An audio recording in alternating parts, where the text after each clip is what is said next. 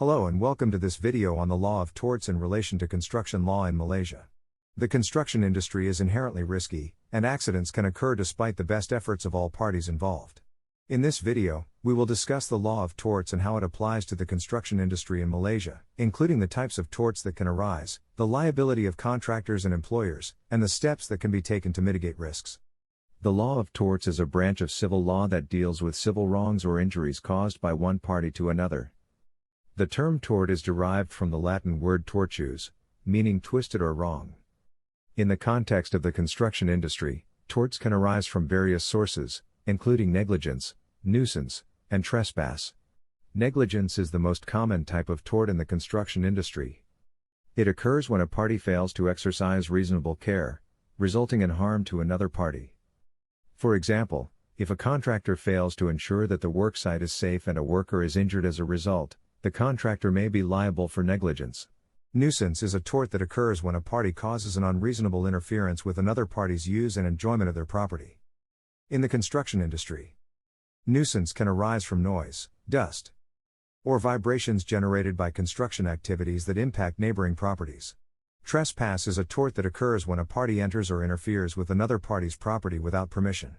In the construction industry, trespass can occur when a contractor or worker enters a neighboring property without permission, causing damage or interfering with the owner's use and enjoyment of their property. In the construction industry, both contractors and employers can be held liable for torts. The contractor is responsible for ensuring that the construction works are carried out in a safe and proper manner, while the employer is responsible for providing a safe working environment and ensuring that the contractor complies with relevant health and safety regulations. A contractor can be held liable for torts if they fail to carry out their work with reasonable care and skill or fail to comply with relevant health and safety regulations. For example, if a contractor fails to install a safety railing on a high-level scaffold, and a worker falls and is injured as a result, the contractor may be liable for negligence.